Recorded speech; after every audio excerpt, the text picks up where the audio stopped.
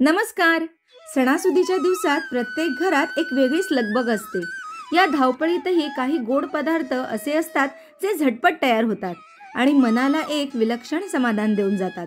त्यातलाच एक म्हणजे रवा लाडू. आणि आज आपण बनवणार आहोत पाकातला रवा लाडू. याचा प्रत्येक कण साखरेच्या पाकात मुरलेला, याची चव जिभेवर रेंगाळणारी आणि याची आठवण कायम मनात राहणारी. गौरी आईच्या नैवेद्यासाठी हा दाणेदार आणि रसाळ लाडू म्हणजे गोडव्याचा एक परिपूर्ण आविष्कार. या लाडवाची कहाणी सुरू होते ती मंद आचेवर. बारीक रवा जेव्हा साजूक तुपात भाजला जातो ना, तेव्हा त्याचा कण आणि कण जागा होतो आणि एक गोड मंद सुगंध संपूर्ण घरात दरवळू लागतो. याला खरपूस नाही तर हलका सोनेरी रंग होईपर्यंतच भाजायचं, जेणेकरून त्याचा मूळ स्वाद टिकून राहील. आता येते ती या लाडूच्या आत्म्याची गोष्ट.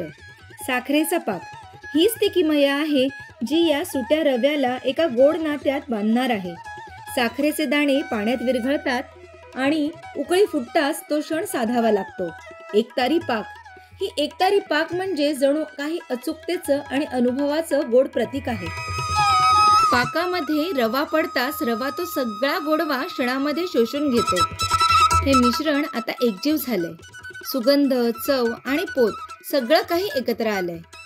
हे मिश्रण थोडं कोमट असतानाच लाडू वळले जातात. या मिश्रणाची ऊब म्हणजे जणू काही नात्यांमधली मायाच, जी आपण प्रत्येक लाडूत भरतो. प्रत्येक लाडू म्हणजे एक परिपूर्ण गोल तृप्तीचा आणि आनंदाचा. हा पाकातला रवा लाडू म्हणजे झटपट होणारा आनंद आणि जिभेवर रेंगाळणारा अविस्मरणीय गोडवा. गौरी गणपतीच्या या मंगलमय दिवसात हा नैवेद्य तुमच्या घरातही सुख, समाधान आणि समृद्धी घेऊन येऊ. तुमच्या घरी रवा लाडू कोणत्या पद्धतीने बनवतात आम्हाला कमेंट्समध्ये नक्की सांगा. तुम्हा सर्वांना उत्सवाच्या मनपूर्वक शुभेच्छा. धन्यवाद.